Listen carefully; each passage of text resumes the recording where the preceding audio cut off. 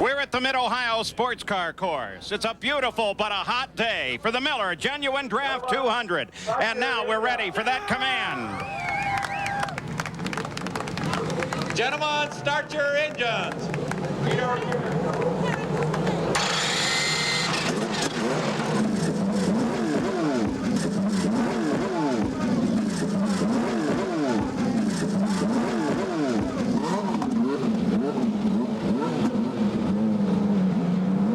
So here in the blazing hot sun of Central Ohio, the Indy cars are ready to run once again. 29 sit on the pit straight. The unusual situation here is they will start over on a second straightaway to give them plenty of room to maneuver. So we are ready to run. There's your front row. Hello and welcome. I'm Paul Page. So many stories here at Mid-Ohio with just 4 races left to go in the IndyCar season. Number 1, Roger Penske right now is in an appeals process over Al Unser Jr.'s disqualification from his win at Portland. Then there's some medical updates. Stan Fox, injured at the Indianapolis 500, has been released from the hospital, is home in Janesville, Wisconsin. And Stan, we wish you a speedy recovery. We want to see you back soon. Robbie Gordon, injured in the practice crash at the Michigan 500. He is here. He's ready to race. Danny Sullivan, in his crash during the Michigan 500, suffered a broken pelvis. He'll be out at least 7 more weeks. Juan Manuel Fangio has been put in the car to replace Danny. Then there's the story of the silly season. You know, drivers changing this team and that and all of the rumors. Well, one thing isn't a rumor. Jacques Villeneuve, the current points leader, is going to Formula One, we assume at Williams, though that hasn't been announced. And that may have an impact on the points fight and his focus on the championship. Let's go now to Jack Arute. Well, we'd hope to talk to Jacques Villeneuve about his impending change to Formula One, but just moments ago he informed us that he refuses to do an interview concerning it. Of course, as you alluded to, the fact that possibly his mind may be distracted from the chase at hand, and that is the PPG IndyCar World Series Championship that he leads. The rumors abound that he has already signed the contract with Williams to run there in 1996. Team Green, a big question mark as to what they will do, but right now what's most important for this team and this man, maintain focus and try and continue his chase to the championship here in IndyCars. Gary? Well, Jack, while Villeneuve looks like he is in command now of the championship battle, as we come down to the stretch of this season, everybody's wondering, will in fact he be able to run off to the title for IndyCar? But one of the guys who's mathematically very much in the hunt, in fact second in the points, and certainly is no stranger to championship battles, Bobby Rahal, 3 times a champion. So how do you feel now, counting this event with 4 to go, about the chances of being able to overhaul Villeneuve? Well, let's face it, we need his help. You know, with a 31-point lead, I think he's got on me.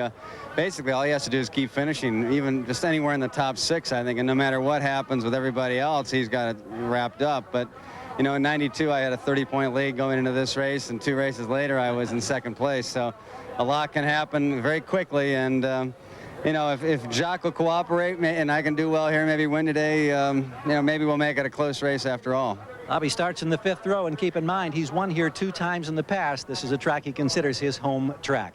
Now let's check in with our former drivers, Sam Posey and Bobby Unser. Thanks, Gary. Well, it was hot in Cleveland and hotter still in Michigan, but Bobby, this is the worst yet. Well, Sam, just think about this one. 97 degrees, 95% humidity, 127 degrees on the track. Now, that's really hard on the drivers. Plus, this track physically is one of the hardest tracks in the entire season on the drivers. And add to that many of the drivers' contracts are being renegotiated right now, and they're under incredible pressure to succeed today in these very tough conditions. As they completed the first of their parade laps, Al Unser Jr. came into the pits, changed his left rear tire. We'll keep track of him. Here's the lineup. Jacques Villeneuve on the pole. He broke the track record by almost a second, his 4th pole of the year. Brian Herta is alongside. His best career finish was 2nd at Cleveland, only 2 races ago. In row 2, Michael Andretti, the Toronto winner, has not started worse than 10th this season. And Big Mo, Mauricio Guzman, he's looking for his first top 10 finish since Portland. In row 3, Robbie Gordon. This is the first race since a practice crash at Michigan. And Gilles de Ferran, the Cleveland pole winner, is the fastest Mercedes-Benz in the field. In row 4, Paul Tracy. He has 2 second-place finishes in 3 Mid-Ohio starts. And Al Unser Jr., the defending champion. Row 5, Bobby Rahal, a back-to-back winner here in 85 and 86. And Jimmy Vasser. In row 6, Adrian Fernandez and Andre Ribeiro. Row 7, Raul Boisel and Juan Manuel Fangio substituting for Danny Sullivan. In the 8th row, Christian Fittipaldi and Teo Fabi. Row 9, Stefan Johansson and Emerson Fittipaldi. The 10th row, Scott Goodyear is back, alongside with Parker Johnstone. In row 11, Scott Pruitt and Marco Greco. The 12th row, Eddie Cheever and Eliseo Salazar. The 13th row, Carlos Guerrero and Hiro Matsushita. In the 14th row, Eric Bachelard and Alessandro Zampedri. And alone in the 15th row, 29th position, Hubert Stromberger. So the PPG pace cars leading the field around, 29 cars. The track record here is held by Al Unser Jr. He said it during his win last year. Those fuel stops are absolutely critical. This is, after all, a tight road course. In the Nations Cup, United States is still leading in the points fight there. And then in today's field, there's the chassis, the engines, the tire breakdown in today's starting field. And in the Manufacturers' Championship, Mercedes-Benz is still trailing Ford Cosworth in that fight. And at this track, well, where are the trouble areas? There's actually one really critical area down there at 4 and 5. And coincidentally, when you look at the passing areas, well, one of them overlaps that. The other possible passing area for routine passing, of course, is there in turn 2 going into the keyhole. And this season, the track records have just been falling right and left. Look at that. Guys who broke track records and the events they broke them at this season, with Jacques Villeneuve now with 4 brand new track records with his 4 poles thus far this season. So the Indy cars are set to go, and I'll tell you something, heat is truly a factor here. This may in fact be the hottest day in IndyCar racing since years ago at Cleveland, about 83 or 84. Now, Al Unser Jr., as you saw, came into the pits. Gary Gerald, any news on that? Yeah, he thought he cut a tire, picked up a stone, and so he ducked in and they changed one of the rears. It was approved by CART. Of course, you're supposed to start the race on the tires that you qualify. That was okay, so everything appears to be routine after a quick tire change. All right, as we mentioned, here at this course, they start over on the longest straightaway to give them plenty of racing room down to the first set of corners, which are those tight right and left-handers that are the trouble zone. And here we go. Whoa, somebody gets off the edge and back on. Kicks up a lot of dust as Villeneuve comes down to the inside. Michael Andretti moves into second place. One car off and sliding, stays away from the barrier. He hit a little bit, Paul. Looks like his right front rubbing against the fence just a little bit there. The right rear, though, looks like it may have let go. So Guzman drops into third place behind Michael Andretti. Now they climb, coming back up toward the pit straight, and they'll be making their first pass after the carousel here down the pit straight.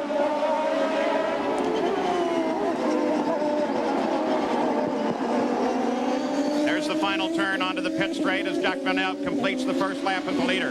Michael Andretti in second place, then Guzman, then Herta. Robbie Gordon's dropped in to sixth place. Jill DeFerrin is closing in. Jill made a great set of passes on that start. And there's Scott Pruitt into the pits prematurely, obviously. Our last winner, the Michigan 500, his first win. Scott Pruitt comes in. Going to change all 4. Let's take a look at the start once again. Looking up back in the top. He got in there with one of the Penske cars. That's part of what sent Parker Johnstone sliding. Trying to make sense out of this here at the back of the field. So that's 3-car contact back there at the back. What happened is, Paul, they were all trying to vie for getting into the first turn, which is on the back straightaway this time together. There's Raul Boisel. Got a problem. Yeah, he's got problems too. Let's go to Gary Gerald. Scott Pruitt, what's his problem, Gary? Similar problem to Al Unser Jr. He had a cut tire, so they had to come in and change. This has been a real frustrating weekend thus far for the man who won the last IndyCar race. That's a little weird, too, because they've had the jet, meaning that it blows everything off the track. They've had it out there completely around the racetrack and through the pit, so that's a little strange. Jackaroo, Parker Johnstone situation. Well, Paul, he radioed in. Parker did to the crew that he got hit hard in the back and it tore the front end of the car up so bad he does not think he can continue. They're waiting his arrival on pit road. Could be an early exit for Parker Johnstone, pole sitter in the Michigan 500. We see two Formula One aspirants running 1-2. Jacques Villeneuve, of course, is going next year in the blue car leading the race, and Michael Andretti, who went 3 years ago and had a tough season with McLaren. It'll be very interesting to see how Jacques fares next year in Formula One. 83 laps, the scheduled distance here, 186.75 miles.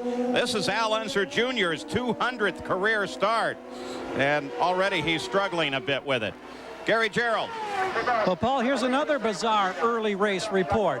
Juan Manuel Fangio II, driving Danny Sullivan's car for Pac West number 17, hit a woodchuck on the opening lap. I don't know that there was any damage at all to the race car, but some strange things happening early in the heat. Gary, we saw that woodchuck out here the other day on Friday, and Emerson Fittipaldi almost ran him over that day. And that was the exact same woodchuck. Oh, of course it was. Absolutely. What color was it? Well, here's a look forward. Bobby Rahal's car. Rahal must move up. He has not passed a great many cars in the season. Most of his passing has been in the pits, or he's picked up places through attrition. Today he's going to have to move and move hard past people that are very hard to get by, like Paul Tracy, who's right ahead of him now. As Rahal chases Tracy, that's Al Unser Jr. moving up, trying to get into position on Rahal. Overall, it is a battle for 7th place. And right in there is one of the passing places. Get used to where the cars are as they come around. Look at that turn at the end of the long straightaway where they started. That's where most of the passing will happen today. This is a very demanding part of the track here. You see them becoming a little bit airborne there. And then right after that S-bend, another tight turn where they again get very light right in there and head up this Thunder Valley section of the track, which looks open to us as we see it in the camera. In the race car, it's rough and it's very narrow. Back on board, Bobby Rahal.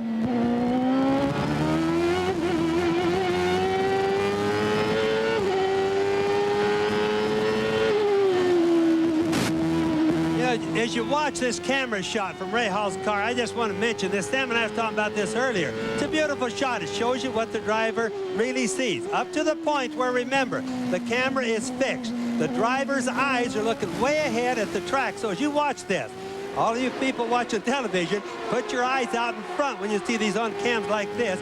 Imagine that the driver's eyes are where he's going to go, not necessarily what we see on television.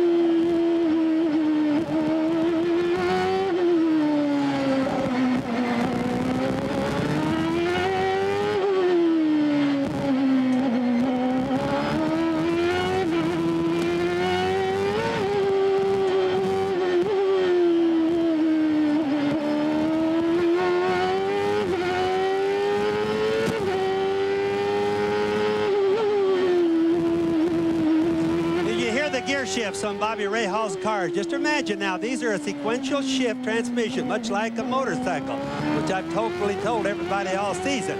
All they do is just pull back one notch. The gear shift never really moves in the car very much. Further update now. Let's go pit side, Gary Gerald. Well, Paul, we've had two teams confirm the fact that the problems for both Parker Johnstone and for Scott Pruitt were triggered by contact. Apparently, Eddie Cheever got into the front of Pruitt's car, and Pruitt in turn got a piece of Johnstone. That's why they both had problems. In the early, it was a result of contact. And that, of course, coming right on the start itself as they came screaming down this area here and began breaking down for this hard right-hander, one of the critical passing areas. They're strung out there. Jacques Villeneuve is still the leader, followed by Michael Andretti and Mauricio Gugelmin, then Brian Herta and Gilles de Ferran. Beautiful view down on this magnificent You can really course. see the different grooves right there, Paul, as they go through. Rahal is totally different groove than the other guys. It's interesting from the sky, from up high. So here in the early laps in the Miller Genuine Draft 200, Jacques Villeneuve is the leader, being chased by Michael. At the Miller Genuine Draft 200, here's the top of the field and the interval back from the leader of the race, Jacques Villeneuve. Though in the past couple laps, Gilles de Ferran has been closing on Brian Herta. But we'll track that for you. There is DeFerrin, Herta just ahead. This is the battle on the course right now. Also during the past few laps, they had a local yellow flag out for Parker Johnstone. Apparently, that yellow condition was violated by Andre Ribeiro and Raul Boisel. They have both been given a black flag for a stop-and-go penalty. Ribeiro, we've watched him answer that with incredible verve when he went in and out of the pits. I mean, it was just spinning smoke everywhere off those rear tires. Here's the Honda Helicam looking down on this battle between DeFerrin and Herta. Watch DeFerrin in the yellow car there, out-braking Herta in the red car right in front of him. As they come into the turns, DeFerrin picks up ground. Jack, is that what you see too? Sam, one of the concerns for Chip Ganassi and his team after qualifying so well was the fact that they had what we quote mileaged out their last Series 1 Ford Cosworth power plant. It had to come out of the car. They're running with the Series 2 that is a little less reliable and untested. And that was of some concern to them. They wanted to back off just a bit. Now, DeFerrin's crew was aware of it as well. And the radio communication so far, the team for Jim Hall has been radioing to DeFerrin that Herta is just challenging you to pass him. Why don't you get on with the job at hand and get around Brian Herta? DeFerrin, of course, had his best race of the year at Cleveland, 2 races back on another blisteringly hot day, a race he seemed destined to win. Here he makes another very deep braking maneuver and picks up a chunk on Herta. He's all over him in this section here. Jack, maybe you better go over and tell Jim Hall that sometimes it's not as easy for the driver as the car owner thinks it is. So continuing to track that battle between Gil DeFerrin and Brian Herta. They come down under the bridge, the lower section of the course, then begin to climb the hill once again. Here's your running order at the conclusion of 8 laps, 83 laps the scheduled distance. Incredibly hot here today. And surely that will figure not only in the mechanical performance, but human performance before this day is over. Herta performing in front of many family members. He lives near here. And I think feels under great pressure. A young driver who really wants to renew his contract and get on with his future. He knows he needs a great ride today. And so far he's having it. He was on the outside of the front row. A brilliant performance for Herta, and his second front row start of the year. He was on the pole at Phoenix. These closing races for so many are show-off races, really, where they're not sure. They don't have a contract for next year. They're in negotiations, so they have to do the best possible job they can, sometimes take an extra risk or chance to try and show off enough that they can renew that contract or get a new one. And there's a kind of chemistry to it, Paul, too. I mean, if you seem to be in demand, I mean, if you have just one hot race, it can be a self-fulfilling prophecy. Other team managers and owners start coming by your trailer. So even though you might have had a deal wrapped up with your current owner, maybe now you can sign for more money. And remember, the monies involved here are incredible. More money might mean $250,000. One of the things I like, too, is auto racing across the board is performance-based. You get paid for winning. Not a big union here somewhere, not a bunch of million-dollar agents. These guys are out to earn their money on the racetrack. Also keep in mind another thing, we look up on our screen, says 72 laps to go. Now, a lot of these guys are going to be awfully tired. These drivers are not big, muscular guys like football players. They're in good shape. They are truly athletes. But some of them, because of the heat, the humidity, and this is a very demanding track, are going to be very tired. So as we get down to like the last 20 laps of this race, we're going to see what I call a lot of tired puppies. Bobby, over the past 10 years, we've seen a lot of devices, skull caps that were cooled and cool suits and that sort of thing to help the drivers on a day like this. But that's pretty well gone by the way. But first, let's go to the pits. Jack Roots with Parker Johnstone. Well, an early doubt for the Motorola Honda team, Parker. What happened? You got into it with another driver? Well, no, not really. We had a little bit of a bunch up in front of us on the right side, and Scott Goodyear and I and Scott Pruitt got a good run down the left side, and we're all under braking. Looked like it was going to be nice and clean. And just as we started downshifting for turn 5, I got run into like the movie Speed. It was like the bus hit me from behind. Hit the car so hard it bent the left rear suspension, flattened the tires, spun me off into the barrier, and hurt the nose, which is too bad because I think after this morning's warm-up, we were looking forward to a race. I loved the heat. It looked like we were going to have a good day today, and it's just unfortunate. Let's talk about the heat, though. I know you didn't have many laps out there, but what are the concerns from a driver's standpoint when you have this type of heat and humidity? Well, I tell you, this is really going to separate the men from the boys because the guys that train hard, especially in high humidity conditions, and that hydrated properly and got the right nutrition prior to this race are going to be able to run strong, although they'll be dead tired at the end of it. I think probably half or two-thirds of the way you're going to start seeing guys making mistakes and if nothing else, slowing down as they start to lose concentration. So I think it's really going to have an effect on the outcome of this race. Paul?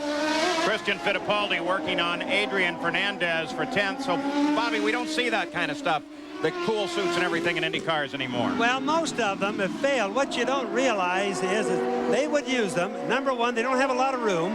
Number two, the pumps, the things that pumps the cold water to get the circulation either to their head or their bodies, usually break. These engines turn 13, 14 plus thousand RPM. And what happens is that high frequency vibration has a tendency to tear the pumps up.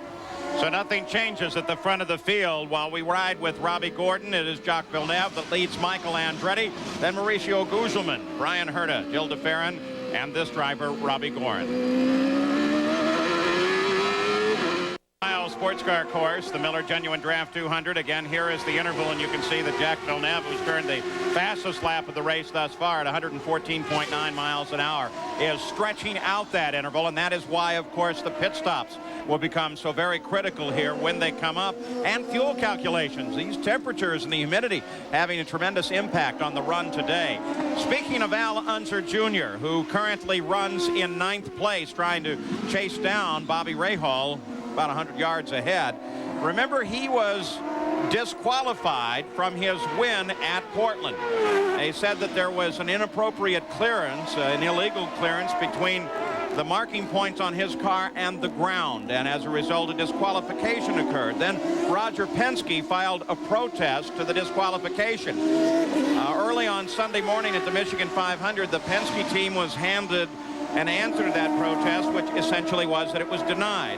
And now Roger Penske has filed an appeal, and the way the appeal process works is the officials will choose a judge, and Roger Penske will choose a judge, and then those two judges, who presumably have an understanding of racing and the law, will choose a third judge.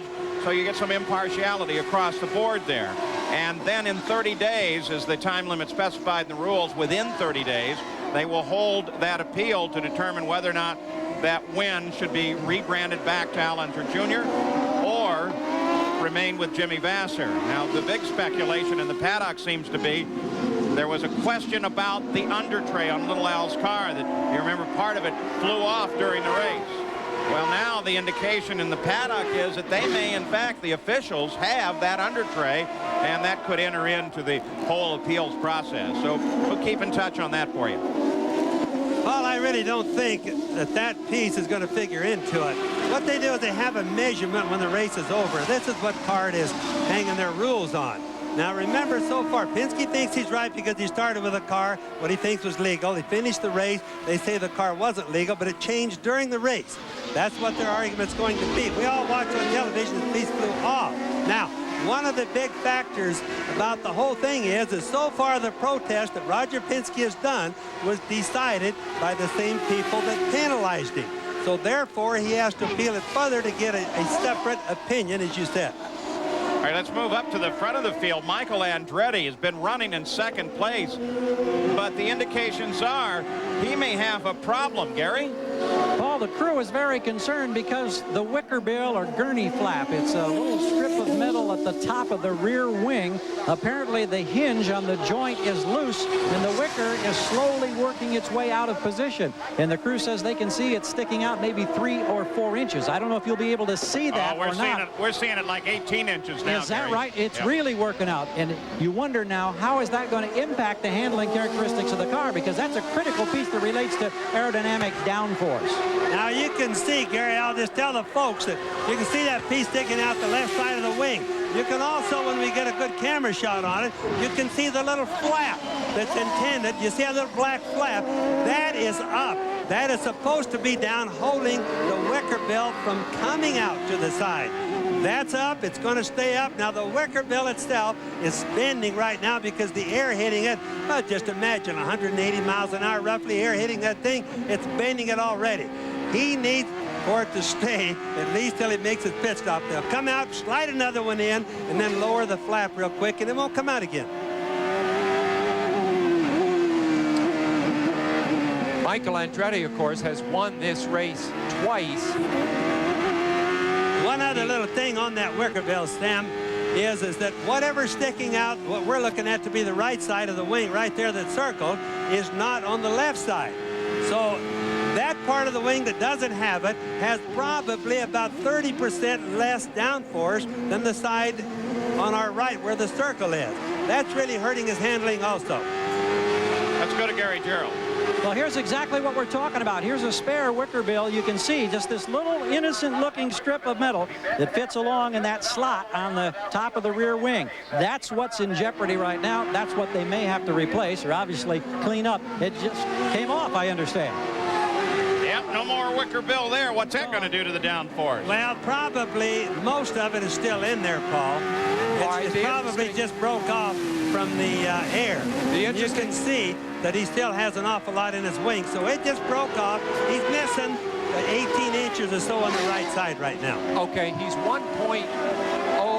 He's just about 1.1 seconds back at the moment that he lost that wicker bill entirely. He's been running very consistently at that distance behind Jacques. It'll be interesting to see what happens over the next 4 or 5 laps. So he sits now 1.04 the distance back. Without the wicker bill, he appears to actually be doing better. Jackaroo? Well, Paul, Jacques Villeneuve, your leader, doesn't have a wicker bill problem, but he is being counseled by Team Green to take care of 2 things.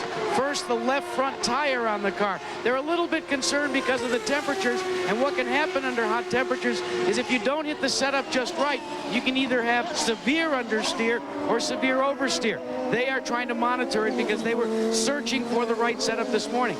More importantly, lap after lap, they are telling Jack, be sure to take on fluids. They want to hydrate their driver. So as Parker Johnstone alluded to, in the last quarter of the race, he's fully aware mentally and physically. So Jacques Villeneuve is the leader before a giant crowd here, many of whom camped overnight here, including Robbie Gordon and a number of the drivers. We'll return after this message. Andretti may be learning something about the car's operation without the wicker bill. It's completely off the car, but look how he's closed on Jacques Villeneuve. Now here we're at a key area of the course, running downhill to that right-hander, which is the primary passing zone. Well, of course, what it means, having lost the wicker bill, is the rear of his car is sliding a little bit more, and it may have been just the ticket, because he's closed up from just over a second back to where you see him now, right on Villeneuve's rear end.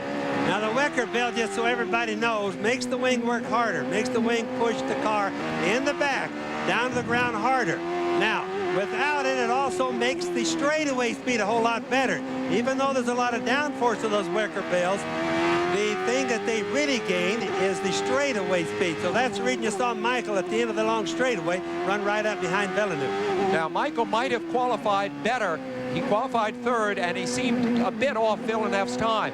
But I think he had engine problems right at the end of qualifying, and obviously things are running fine now. The team has changed from their Series 2 engine, which had bedeviled them during the season, a lot of reliability problems, to the same Series 1 engine that Villeneuve has. So for the first time in the season, these cars are matched in engine configuration. Just ahead of Villeneuve is, of course, Matsushita and Salazar, and they're becoming very much a factor in this battle. And here's that straightaway that Bobby mentioned. This might favor Michael here. This is the longest straightaway on the track, and it's downhill. You really see some mighty speed. Look at Villeneuve over on the right trying to block him. Villeneuve's completely out of the groove on the right trying to block Michael, and he came out, almost shoved him into the grass right there. That was a purposeful thing done. That's something that I don't think Kart should be allowing. Well, I think the rule is you can make the first move, and that's protecting your position. You make the second move, and it's blocking. Yeah, it was obvious that Michael was up alongside of him coming off the turn, which is exactly what Michael was planning on doing there. Yeah, but you wonder how it affects Michael. Remember, he was placed on probation after the race at Cleveland. And does that make him hesitate a little bit when he gets in a situation like that? Yeah, well, Michael's as aggressive a driver as there is. He knows what he's doing. He's been here a long time. The officials putting him on probation, that's not going to bother him. Well, I agree with Bobby 100%. I mean, when you're in the heat of battle like this, I don't think you think, I'm under probation. You drive as hard as you can, and that's exactly what he's doing. He'll have something to say to Jacques after the race is over about that one, because... But Bobby, I disagree with you there. I think it was an okay move under the current kart regulations. Jacques moved over, kept the door shut. It was Michael's move around the outside. Let's see what happens this time, if anything similar. Close enough to make the try, but close enough to help him move in just a little bit, maybe next time around. Blocking him in the origination, Sam, was not bad. It's that when Michael did say, okay, you got the inside, I'll take the outside, he was there. And then Jacques just pushed him right off the racetrack. If Michael had stayed there, it would have ended up being in an accident. So they stay together, first and second, separated by barely a half a second, and Michael closes back in, trying to set position. So when they come onto that long straight again, he'll be in a clear position, try and pass. One thing to remember about Jacques' year, he's only gone out of races 3 times, one of the real low retirement rates, whereas Michael has been out of at least twice that many. He's had a tough season for retirements. He's brought some of them on himself. He's had some mechanical problems. So right now, you know, Jacques is the steady one, so to speak. Michael, the volatile one. Now onto the long straightaway, but Michael's not anywhere in attack position, Jackaroo. Well, Paul, we've heard all kinds of strange things so far. A cut tire by a stone, a woodchuck getting run over. Believe it or not now, Jimmy Vasser has a problem with his pop-off valve. He is only getting 43 inches of boost. They have called to CART and asked for an additional pop-off valve. If there's a full course yellow, Tom Anderson and his crew intend to change the pop-off valve. In the interim, just a couple of laps from now, this team will go to work over the wall on the leader, Jacques Villeneuve. They're trying to conserve the left front tire. They intend to make no changes during the stop. Let's check in with Gary Gerald. Jack, most of those teams are hitting the projected window for pit stops, but Al Unser Jr. 2 laps ago came in a bit early to make a change on tires and fuel in 13.7 seconds. The Newman-Haas team is expecting now Michael Andretti on this next time by. In fact, the crew just now going over the wall with their supplies, and we just checked in with Tommy Wirtz, and he said they will not change what's left of that wicker bill on the rear wing. Apparently, Michael says the car is handling to his satisfaction, so they're not even going to tinker with it. Makes you wonder if your wicker bill is psychological or not, Bobby. Well, it certainly does, and you know, it's a big crunch for a driver. It feels so good you wouldn't believe it. But it's obvious. Michael is going faster without it. That's the reason their decision is such. Bobby, remember the old rule about movable aerodynamic devices? Maybe this is a trick way to shed... No, don't open that can of worms. I apologize. So Michael Andretti and the rest facing stops here very shortly. And while this battle has gone on, it served to the advantage of Mauricio Guzman, who from time to time now you see just behind Carlos Guerrero's green car there. He's been able to close in during the last several laps. So the pit stops are coming up. First round of stops next here for the Indy cars. And we'll track how fast these crews work and what good they do for their team. Sports car course, I apologize. A great deal has gone on in the past few minutes. First of all, most of the leaders made their stops. Michael came out right behind Jacques, and then they began a battle, and Michael was able to get around Jacques Villeneuve. So this battle continues, while at the same time some cars have not yet stopped, and so the scoring will be out of balance until all cars have made their pit stop. But this is the key right here, Bobby. Here is the pass. Now watch Michael. Look at his set of moves. Right on the outside now. Back to the inside. He's faking him. He's letting Villeneuve try to block him, which he did. But look at that corner that Villeneuve drives. Villeneuve made it in there. He locked his front brakes up. You can see going as fast. But look at Michael. He's upset now.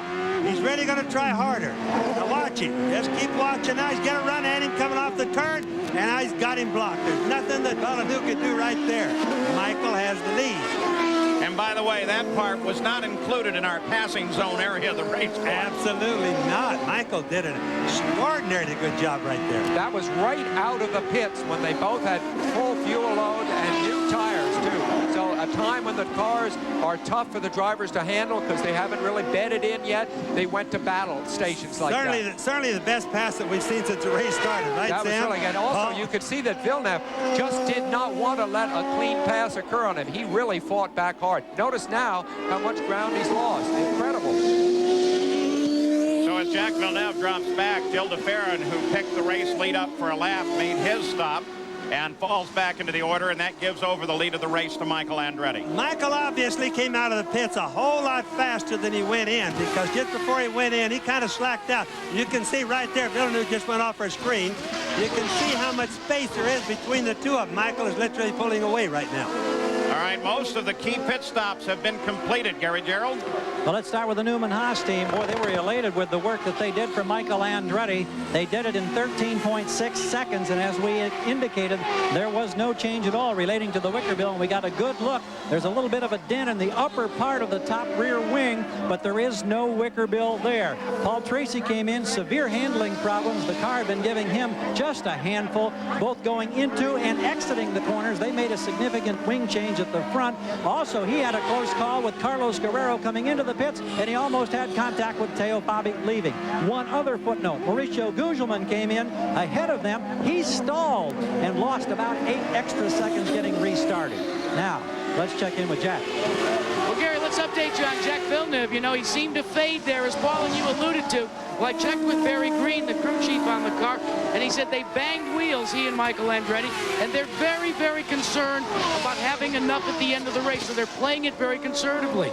In the meantime, let me show you what's come out onto pit road. We told you about Jimmy Vasser's concern. Well, here's how IndyCar will cooperate. They have brought out a brand new pop-off valve. If there's a full course yellow, look for Vasser and company to make the exchange. Obviously, this is a moment where Villeneuve thinks about the championship, and he thinks to himself, Michael's getting away.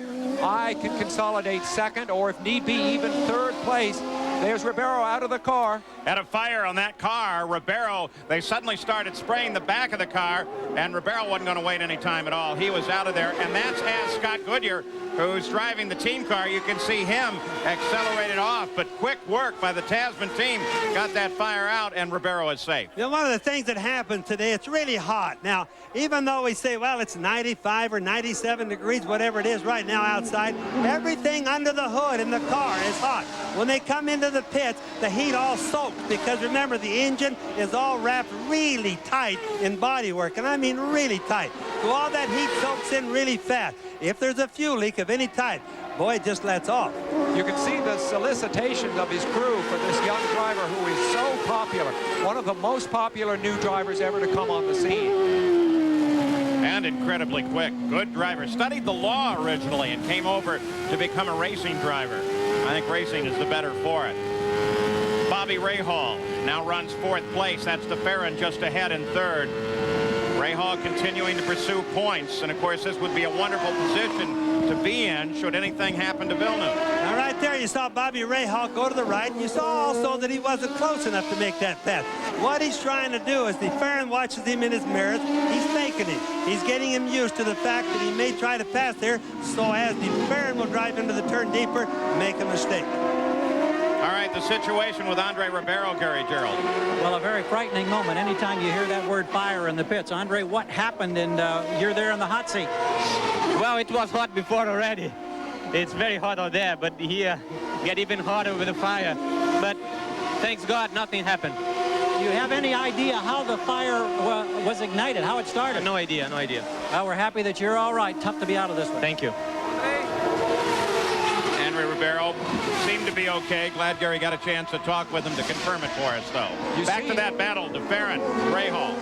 You see how close this battle has been and how much it has moved them up on Villeneuve, who was on the right of the screen there going down the back stretch. They are only a second or so back of him right now. And with there's Villeneuve going off the left of the screen, and with the intensity of this battle, they may draw even closer. But remember, Ray Hall has made very few on-the-track passes so far this year. It'll be interesting to see if he can put one on DeFerrin. Gary Gerald? Well, I think that situation for Bobby Rahal and his team down there was just worthy of great pit work, because it's our understanding they picked up 4 spots directly because of their efficiency in the pits. He is down at pit in. He's in the very first pit stall, but then you've got that 80-mile limit all the way up the hill along pit road. But nonetheless, he was able to beat 4 teams in the process. Gary, we have that pit stop at under 12 seconds. That's amazing. And when you consider a full load of fuel, it's tough to get that much fuel in that short a time. Usually it's 13 and a half at best. Now everybody needs to keep watching as you watch this track. No, it's very hot out there. The track temperature is very hot, as we told you, but it's going to get slower and slipperier as time goes on. Well, that says it all right there. Look at Rahal's jump from 8th to 4th in the pits, and the fact that he had dramatically the fastest of all the pit stops. And of course, while the stop is still first and second, Villeneuve to Andretti, that stop was good enough to put Andretti on the back of Villeneuve so he could in fact attack him when the time became available. Now, almost back by popular demand, though we rather see him in a race car on a given weekend. There was so much great mail about Parker Johnstone that Parker's joined us again for a couple of laps here. Parker, what do you think of all this? I bet you wish you were out there now.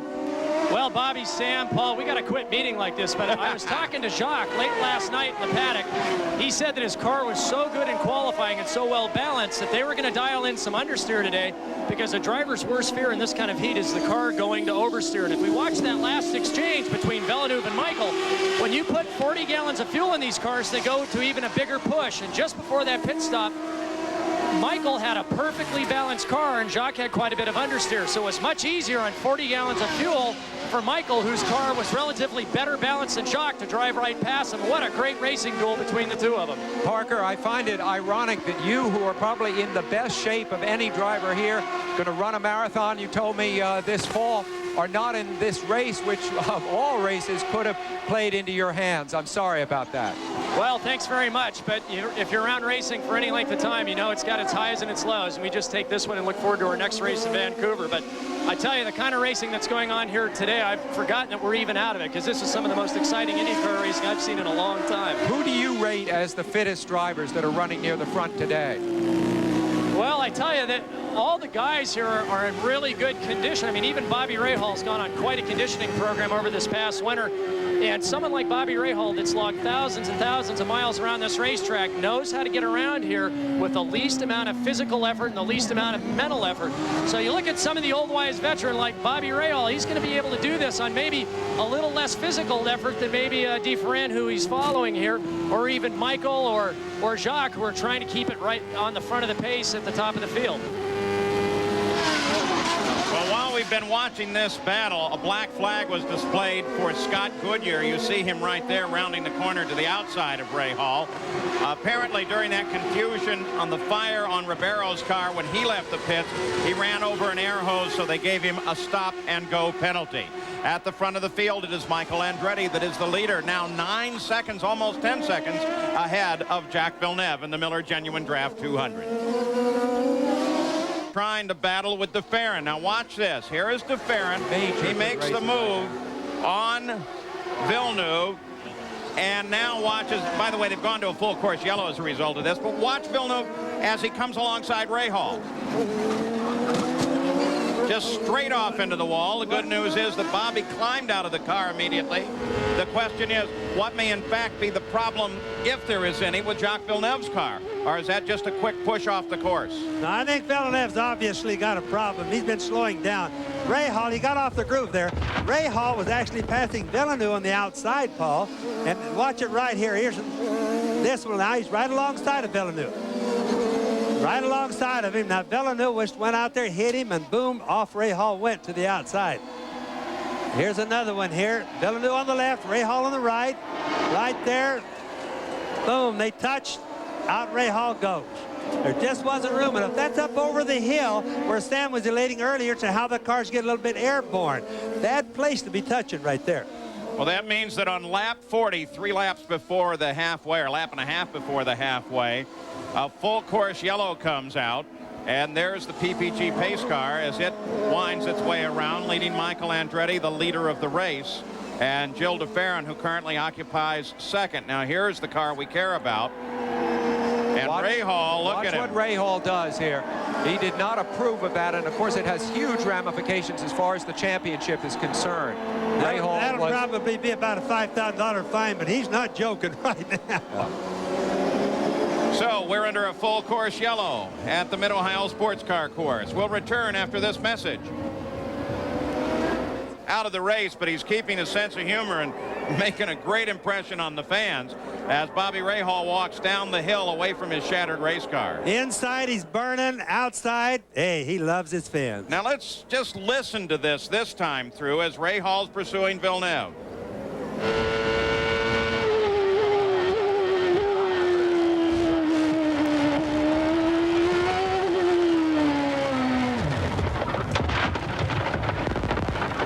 It's hard to escape the irony that he hit his sponsor's logo along the guardrail, isn't it?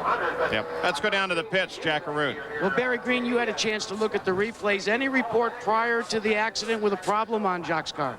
No, we were a little unusual how we're dropping back a little bit there. We started out with a nice easy pace. The car, he thought, when we put the second set of tires on, had a little more understeer than before. That slowed us up a little bit, but I think we'll be okay. You know, I don't know what happened between him and Bobby. He said they got together.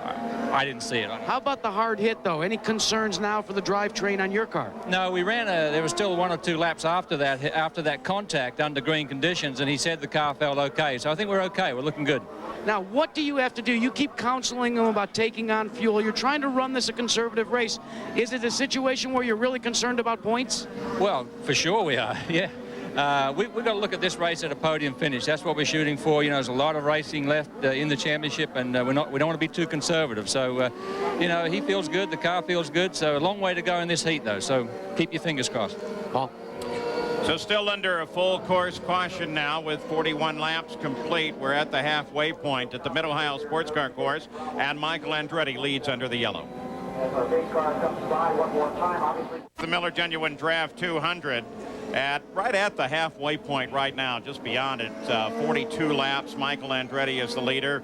You've seen the changes, 2 of them, 3 different leaders. One of those, of course, being de Ferran when he was the leader during the first round of pit stops, and those are the cars out of the race.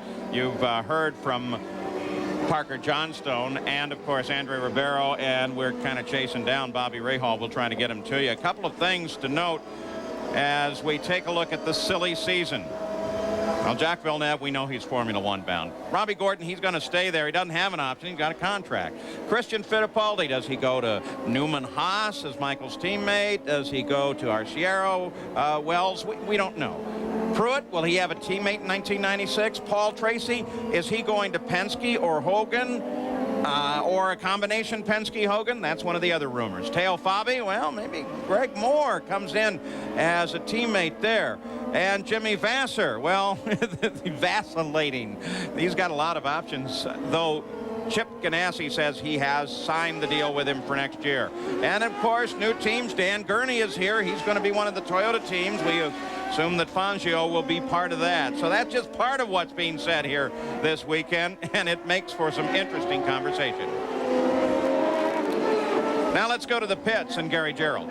Paul, as they anticipate green, keep an eye on Scott Pruitt and whether or not he pulls over to let de Ferran get by, keeping in mind what happened at Cleveland on the last lap. We've just gone green. Jim Hall said they went down and asked Patrick. He says, I'm hopeful that they'll let us by, but there was no definitive decision. The performance of the Firestone tires with which Pruitt's car is shod has not been as terrific here as it certainly was 2 weeks ago at Michigan. The Firestone cars were midfield and worse in the qualifying.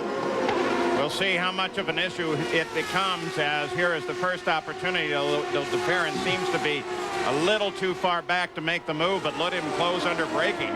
Remember that de Ferran was bitterly upset by what happened between him and Pruitt when de Ferran, had the race locked up in his mind in Cleveland. So he's going to treat this very, very carefully, while at the same time he's got to be aware that Michael is pulling away. DeFerrin runs in second, while Pruitt is back in 17th. 16 cars on the lead lap. Pruitt is the first of those that have been passed by the leaders. And also keep in mind that Scott Pruitt is not going to pull over until he gets pushed. In other words, if somebody's up there and he's trying to help him out a little bit when he's a lap down, he would do that. But he's not going to do it until somebody gets to him. Nobody would do that. Great moves here today. Christian Fittipaldi started 15th, is now 8th. Eddie Cheever started 23rd, now runs 15th. There's Scott Pruitt right on the left. There's DeFerrin right behind him. DeFerrin's on the same lap. He's number 2 right behind the leader. Scott Pruitt's the one that Sam was talking about. And then, of course, you see Villeneuve in the blue just coming into the screen on the left. And it's Villeneuve whose championship his lead is being extended, basically, by the circumstances of today. Another fire in the pits. This is Christian Fittipaldi, who quickly was out of his car. Fittipaldi, by far the most successful of the rookies so far this year in terms of the rookie point scoring. He's way ahead. And some interesting problems. Fires in the cars. 2 of them thus far today. Here it is as it happened, Bobby Unser. The report from the pits is that some of the air guns have been failing as well. Look at him look back to make sure the pit lane was clear when he hopped out there. Look how fast those young guys get out of those cars. I'm telling you what, that's really something. That's the fastest I've seen a guy get out of a race car in a long time. So back on the leader, Michael Andretti. Gary Gerald? Paul, some of the crews here in the pits are also having problems with power. They've lost the power source behind pit wall. The Newman-Haas team has been scrambling, as has the Patrick team. They have run cords all the way up over the grassy knoll back to transporters, and they're trying to get power fully restored to their respective pits.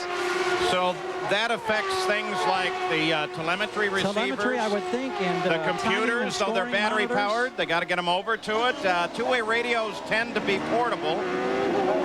But Jack Harut, that can affect a lot of things. Well, not only that, add to this end of the pits, Paul, we've got a problem potentially on Jack Villeneuve. Radioed in that he thinks maybe his brakes are beginning to go away. The crew jumped out over the wall, had tires at bay, waiting for him to make his presence known on pit road, and Jack decided to go out one additional lap, but they are really biting their fingernails right now, seeing if, and I don't know how this could happen, the problem will correct itself. Well, Jack, he's under great pressure right now from one of the latest breakers in the business, Paul Tracy, who's got him in his sight. So if Jack has brake problems, this is a bad time for him. And who does that serve well for? Well, Robbie Gordon currently runs back in 7th place. And in the points fight, with Ray Hall being out of this thing, Michael theoretically is going to move around. Now, we've got Robbie's radio here. Let's pay attention to that for a bit.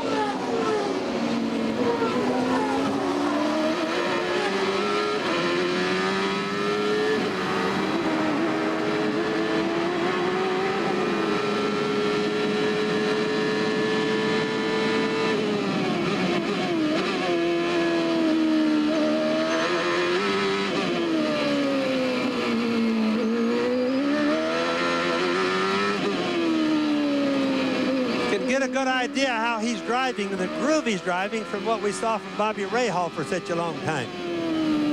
Now remember here, as he looks ahead, of course, he's assessing what the traffic is, who's there, what kind of moves they're going to make, his chances of getting by at particular points in the track. But his eyes are darting first to one apex. That's okay. Hang in there. DeFerrin's in problems. Villeneuve's backing up to Tracy. Just keep going. Keep your head. Watch out ahead. DeFerrin's got a motor going away. He's blowing smoke out. There's DeFerrin, of course, in yellow. We hear nothing from here, nor do we see smoke. Derek Walker, who radioed that to Robbie Gordon, is standing right out at the pit wall. We see smoke now. There's DeFerrin. And he moves over to the side to let the rest of the field by. So DeFerrin, thank you, Derek Walker, for noting that to us, is pulling off the race course and is out of the fight. And he pulls off, of course, from second. That now gives Villeneuve second place, followed by Tracy, and then Brian Herta, Mauricio Gugelmin, and then Robbie Gordon. Now, all this heat and the humidity is what makes it hard on the engine. That doesn't mean that that's why every engine would blow or break for some reason, but by the same token, it really makes it harder on everything. It's partially the reason for the fires. It's certainly hard on the engines and the transmission. For sure, the tires. Michael Andretti has pulled away to a lead of almost 7 seconds, and you have to feel that perhaps the reliability problems he suffered with that Ford Series 2 engine earlier in the year might be behind him. The brake problems he suffered might be behind him. He might be a real threat to win this race. And here comes his teammate on the attack. Should Tracy get by, Newman Haas will be leading 1-2. Look at this great lineup behind second place Jacques Villeneuve. Christian Fittipaldi, you saw him jump out of his car with a fire a few moments ago. Now he's with Jack Arute. Well, actually, it's Gary down here with Gary. him. Well, that's not a problem. Christian, this is the second incident we've seen of fire today on pit road. Most unusual. Do you have any idea what caused your problem? Maybe it's because of the heat. It's way too hot today to run. It's very difficult, and the thing just caught fire. I don't know what happened, and it was running quite okay regarding where we started in the race. We were picking up a lot of places, and it just caught fire. Well, he said it's very, very hard. I think that's the understatement of the day. It's tough on everybody, crew members, drivers alike down here. Jack? Well, Gary, it's very hot with the boiling of the fluid in the brakes for Jacques Villeneuve as well. You see this little canister here? They've got 4 of these out at bay and at the ready, along with the wrenches. When Jacques Villeneuve comes in, they are going to drain the brake system and try and put additional fluid back in. Bobby Unser, you know, once you get the fluid boiling, you lose all use of brakes. That's not what you want on a road course. Oh, but boy, bleeding the brakes in the middle of a race, you can get air in there and everything. You got to be very careful. It's not getting air in, Paul, as it is the fluid boils, and that causes the air to be there. Yeah, but I'm saying to try and do that maneuver during a break, that could be fascinating. We'll be back right after this.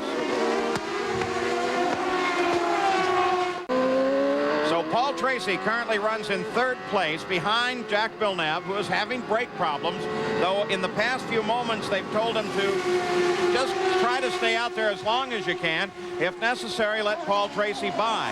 At the same time, Michael Andretti has pulled out 12.5 seconds as a lead on 2nd place Jacques Villeneuve. And should Villeneuve let this car, Paul Tracy, pass, there's a whole line. Herta, Guzman, Gordon, Fernandez right behind him. Remember that both Villeneuve and Tracy are Canadians. They're much beloved in their country. Tracy, a year ago, was being touted for Formula One. That has not become a reality. Now Villeneuve is going in the footsteps of his father, of course, to Formula One. But obviously, I'm sure the Canadians are hoping that they do not tangle here in their maneuver. More on the brakes. There goes Robbie Gordon into the pits right there. Boy, I saw him jump off the track. I thought that's where he's going. Let's listen here. See if we can get the two-way radio up. This is on the 54th lap. Problem on the left front here. Let's get another gun ready. Let's get another gun.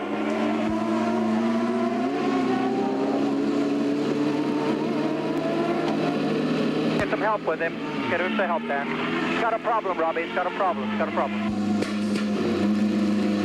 And while he sits, of course, everyone's screaming past. And another gun problem, apparently.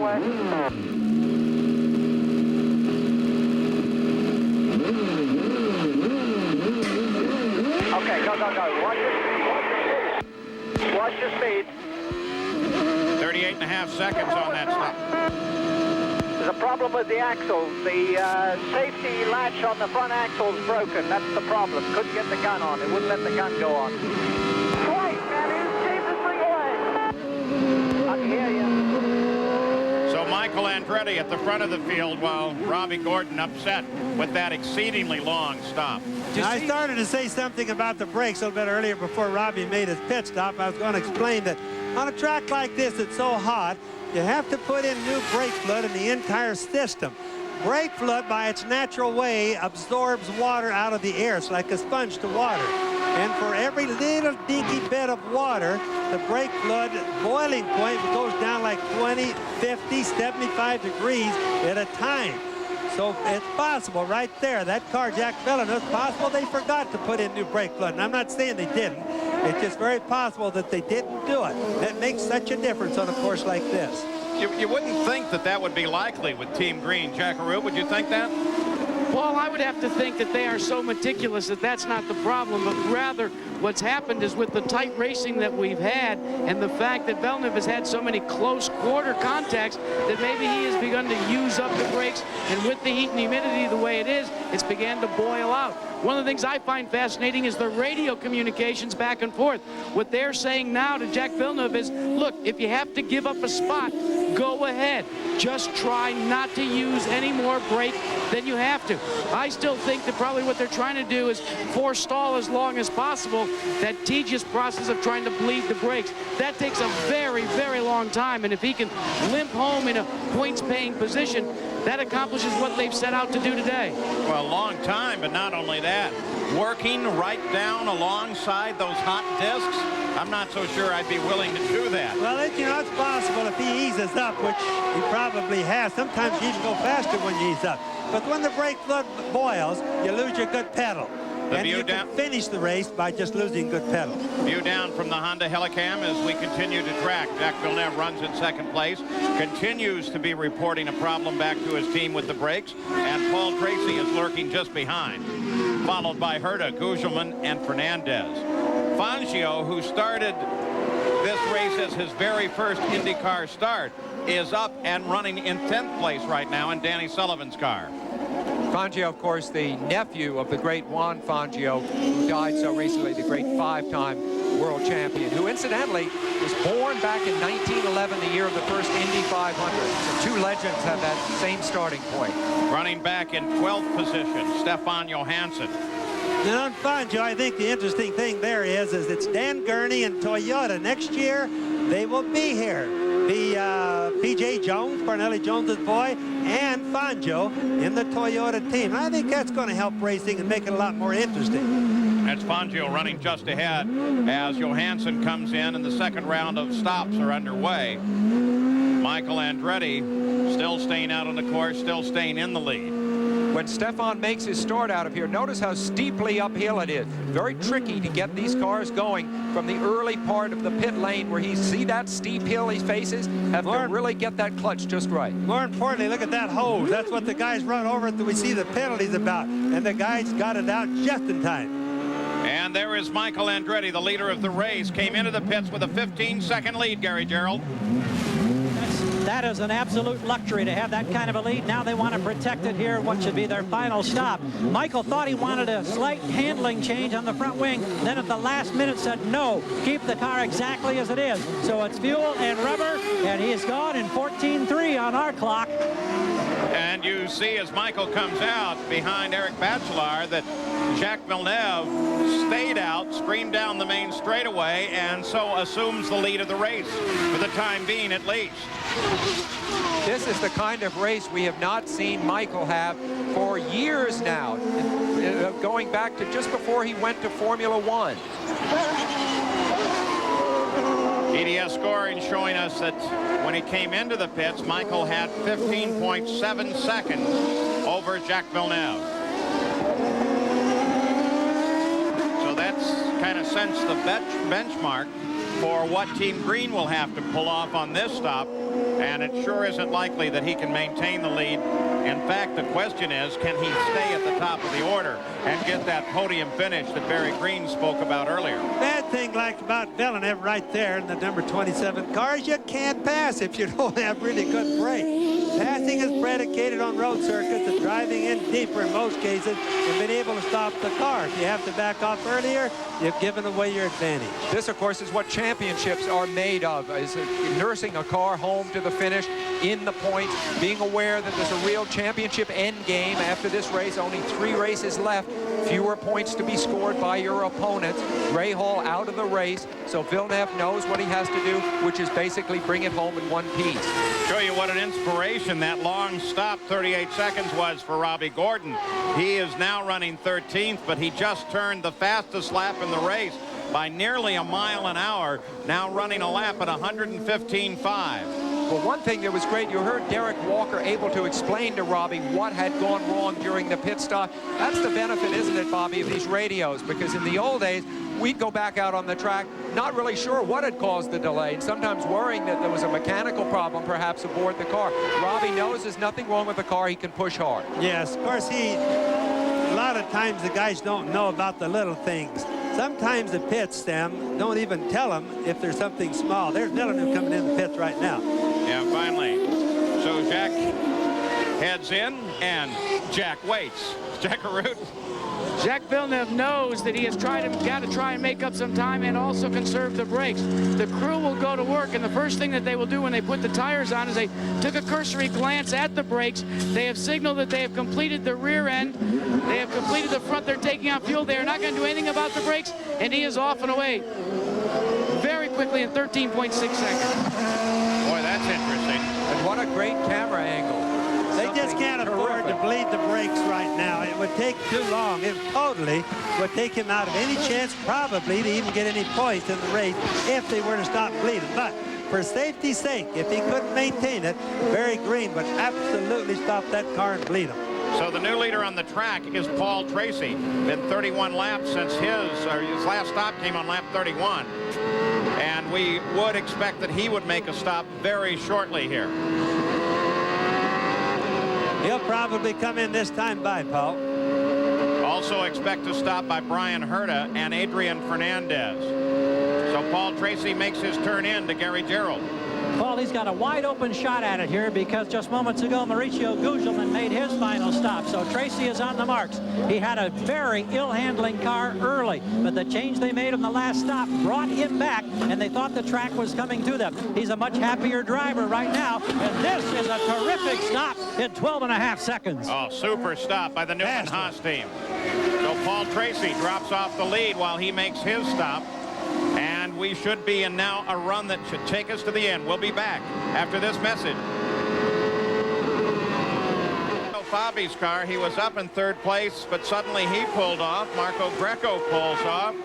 It's got to be the heat. Oh, the heat's just tearing everything up. You know, as we said earlier, about 3/4 the way through this race, you just watch it. But not only the cars, the tires, the brakes, the drivers are going to be tired too. All right, the situation now is Al Unser Jr. with those stops has picked up the lead of the race, but remember, he's out of the sequence.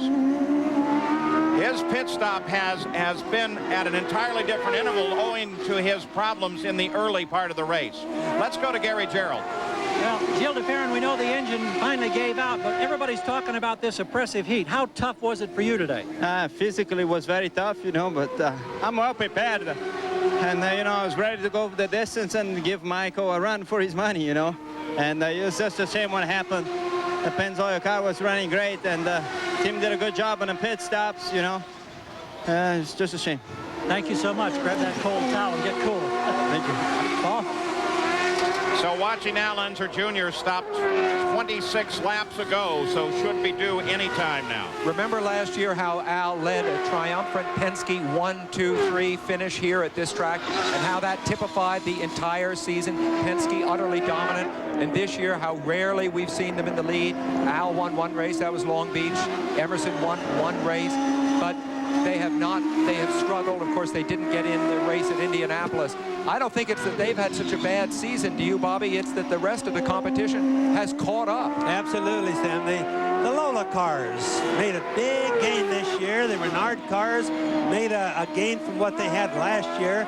Penske's cars just didn't make a gain this year. Another thing that's kind of nice about little Al is he's running out in clean air by himself. Gilles de Ferran, for the guys who were watching earlier on the television, he was running behind somebody. The car ahead puts out a lot of heat through the exhaust, heats the car up behind a whole bunch. Sometimes this has to do on a hot day like this with breaking the engine more often. For people who care about... I'm sorry, Paul. Bobby, you got an insight at Penske Racing. What's going on back there at Poole, England, where, by the way, they do watch these shows? Can you let any secrets out? Do you think they're building a new car right now? Well, I guess I could tell you a little bit. They are building a new car. I don't think it'd take a brainstorm to figure out he would be building a new car, but it's being done now in a hurry because they know that they've got a problem with this year's car, and they know they have to have a better car, more adjustable car, something they can work with a whole lot better. better. For example, when they had problems at Indianapolis, not just be able have to live with the problem, but be able to change it till they get the car right again. Well, Emerson Fittipaldi's car is being pushed out of the pit area. Let's go to Gary Gerald. They suspect it may have been a valve spring problem. No confirmation on that. And another disappointing Sunday afternoon for a former champion. He's had it tough, as you have mentioned. This has been a particularly tough year. His 25th in motor racing for Emerson Fittipaldi.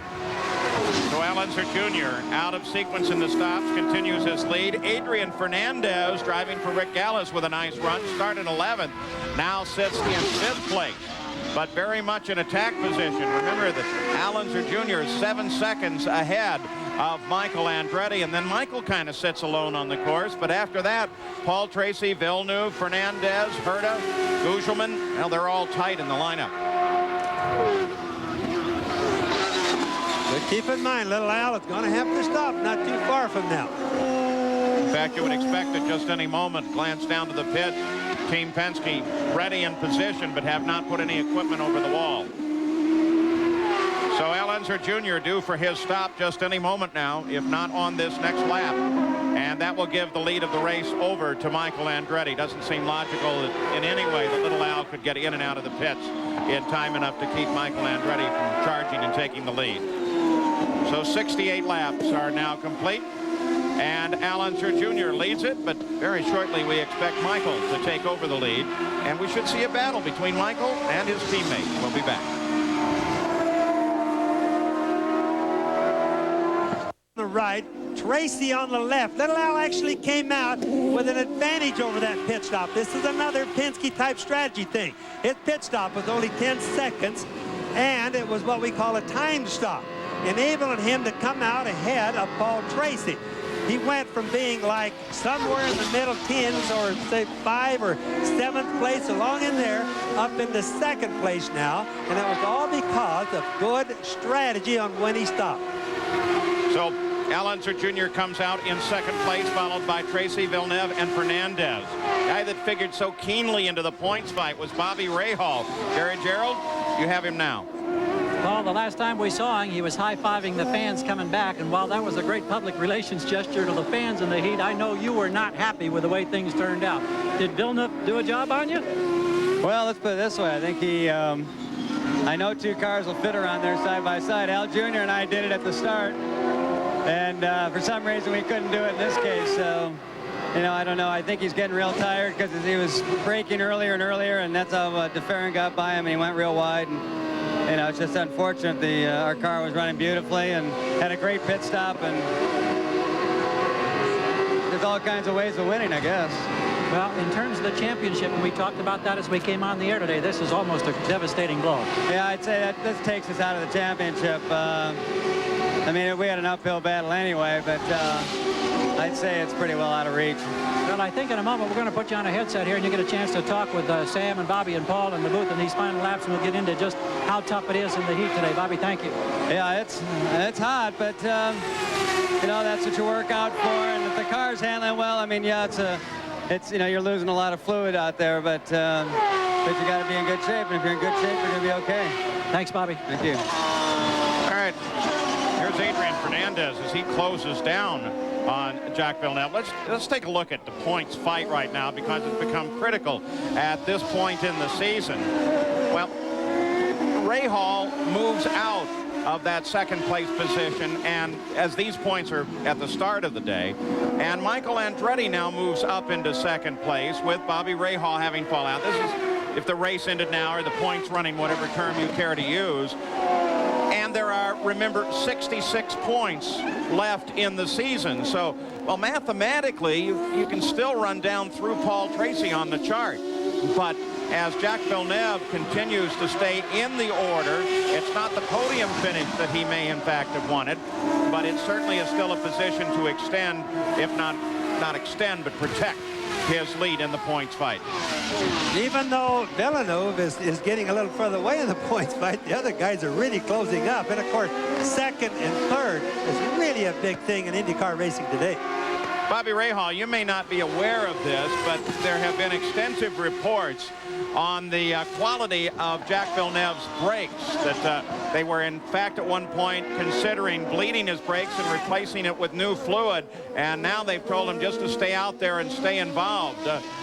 How do you react to that position as we're watching Fernandez close down on Villeneuve? Well, I don't know, Paul. It doesn't look like it's too bad here. He's, you know, Fernandez isn't going slowly. He's going pretty quickly. Now it looks like Jacques has a little bit of a problems coming into the last corner into the carousel, but you know, obviously he's still going fairly quickly. So you know, whatever problems he has, you can see it there, but they must not be that big at this point in time. And either they hit something or it flew off the car. Yeah, it looks like he ran over something on the road, like one of the appendages on the front wing, on somebody's front wing might have come off and they ran over it, but it looks like no harm. Bobby, I think it's hard for a lot of people to believe that you could drive pretty fast in a racing car with almost no brakes at all. Could you describe what that's like? Well, it's amazing. Sam, when you run endurance racing, you decide, well, I'm not going to shift as much because I want to take it easy on the gearbox. The next thing you know, you're going as fast, using half the gears as you were with them all, and it's just because you're a lot smoother and you're able to carry the momentum into the car, into the corners. And I think you can do that to some extent with the brakes. Now, obviously, if they get to such a point that, there's nothing there, no brake pedal to speak of, that's a whole different situation. But, as long as there's some brake pedal, it might be a long one, but as long as there's some brake pad being used, you can still go pretty quickly. And Bobby, don't you think what he's doing, like, for example, down the long back straightaway, he's able to pump his brakes just a little bit without putting too much drag on them.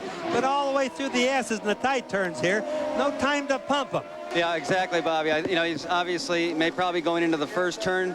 When he comes out of this corner here, he'll be pumping the brakes up to prepare them for turn one, and then he'll do it out of turn one for turn two. And as long as he's got a long enough straightaway, he can get the pads back up to the disc. But as you say, if he's going from one tight corner to a next, that's when he runs into trouble. Boy, and look at the line that's behind him now. Oh, Bobby, this is some bad news for you. Raul's out. Yeah, as an owner, that's real bad news. But speaking of all of that, this is the silly season time. Can you tell us what's in store for your team for next year? Well, I assume you're going to keep yourself as the driver. Yeah, as Carl told look at this, Bobby. I want to distract you a little. This is pretty good. It is. I don't know. Now it looks like Fernandez is having some kind of problem with the braking or what have you. But I'll tell you, if you get outside, there's a lot of rubber and a lot of marbles forming up on the outside of the corners. And if you get a little bit offline, it can really slow you up. All right, so I interrupted you, and I'm sorry. What about your team for 96? Well, as Carl Hogan mentioned to you guys at Toronto, we're going ahead and we're going to go our separate ways. It's been a great partnership, but I have the support of the sponsors we're very pleased with, and we intend to go forward, and hopefully we're going to have enough sponsorship to run Raul. He's done a good job for us this year, and I hope we can keep him. I know Carl's got plans that I think he's going to be announcing soon, so I imagine we'll have two good teams in IndyCar racing next year, not just one. All right, so Michael Andretti is still the leader of the race, and we are in the closing laps now. So when we come back, we'll see whether or not Michael can hold on to this almost gigantic 12-second lead over Al Unser Jr. Focus is here because it's a focus on the points fight. 27 car, Jacques Villeneuve, he was looking for a podium finish. Well, right now he's in 4th place. And Adrian Fernandez has been right there in that bright red and green car, worrying him the last several laps. It's certainly Adrian's time. He's been good today. He's been fast. That's in the Gallus car. Right there, the car's in second. The green, red, all types of colors on it. He's been good today. But he gets to him, Paul. He seems to get the rubber on the outside, slides a little bit, and falls back. Adrian had a quiet first half of the season, but he's been coming on strongly. Of course, his third at Michigan was terrific. So it's Michael Andretti, then Little Al in second, 12 seconds back, followed by Paul Tracy, then this car, Jacques Villeneuve, then Fernandez, then Brian Herta, and Mauricio Gugelmin. And Michael, the leader of the race, suddenly slows. Now, there had been a report of a header problem. And now look at him in the Penske pits as they urge Al Unser Jr. on, Jackaroo. Well, that's exactly what the problem. They were actually checking the telemetry, and the way you could tell that there was a problem with Michael Andretti, his father, Mario, just took the headset off slowly, put his head down and shook it. You could hear it the last time by. The car sounded ill. I asked Tom Wirtz if it was a header problem. He wasn't quite sure. Next thing you know, Michael Andretti's out of the race. Oh, boy. Michael can't seem to buy one this year. I know. That was really a sad thing for him. It's surely probably not a header. It's probably the engine that broke on the thing, because otherwise he'd have brought it on around. It will still run with the header broken. Obviously, little Al is not having any problems. Look at Michael, just dejected as could be. 80 laps complete, 3 to go. Just 3 laps. A little over 7 miles, and Michael Andretti would have had his second of the season. This even further consolidates Jacques' lead, because, of course, Michael had taken over the pursuer position in the championship. And it also puts Jacques Villeneuve in that podium position in 3rd place that Team Green was looking for. And it also really shows how important the team planning is on the pit stop. The one thing that Roger Penske is so good at, so famous for, is really benefiting little Al today. That's a sad view, isn't it? You know, people just have to realize how hard this race has been today and how good a job that Michael has done to appreciate his feelings. He may be a little physically done in, too, because he's been driving hard in this oppressive heat. I think we're going to see a lot of drivers get out of their cars after the race, nod like that a little bit. Well, 2nd place is Michael's teammate, Paul Tracy. He's 7 seconds back. And here's just something to consider. Remember, the last stop by Al Unser Jr. was a very quick stop, a totally timed stop. Now, one assumes that in that 10-second interval that they got the exact right amount of fuel in. But what if they didn't, Bobby? Well, it would quit on him, but it isn't going to. I just know the Penske crew too well. And they've got telemetry. Remember, it sends it from there to the pits, tells them what it's doing. If little Al, for example, boy, that was a close one right there. If little Al, for example, with Salazar there, if he was having problems, they'd already have him short shifting and backing off, because they know how much fuel he's got. He's worried about that 7 seconds with Tracy right behind him there. Well, as he runs through traffic, and Scott Pruitt comes right up behind him, could very definitely become a factor in the little Al's win here. Pruitt's running 11, trying to get back on the leader lap, because he is the 1 car behind the 10 that are on the leader lap at the moment, Gary Gerald. Well, we just posed the question about the fuel on that time stop. Are there any concerns they didn't get enough? There are no concerns. Their concern is Salazar. They said a moment ago they felt like they almost ran their driver off the course. And so that was the biggest concern here, not fuel. All right, the final lap. The white flag is already flowing over on the pit straight. And he is very definitely sandwiched in between Salazar and Pruitt, with Paul Tracy closing in. Paul Tracy nibbled 4 seconds off the lead on the last lap.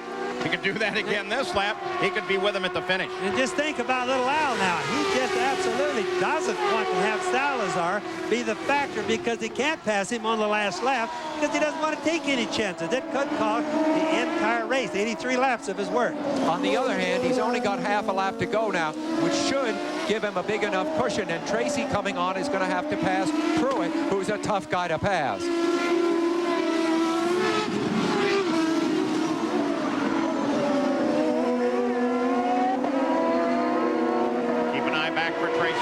There he is. He still has a car, Alessandro Zampedri, that he would have to get around before he was even on the back of Pruitt.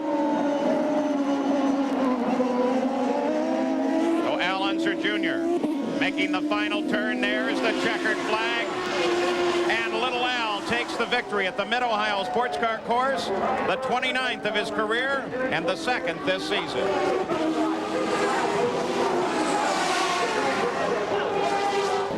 Back at the Mid-Ohio Sports Car Course, there's 1st and 2nd, Al Unser Jr., Paul Tracy right behind him, as they roll in at the conclusion of the run here of 186 miles, and Al Unser Jr. has taken the win. Let's go to Jackaroo. We're getting the congratulations of his crew. Al Unser Jr.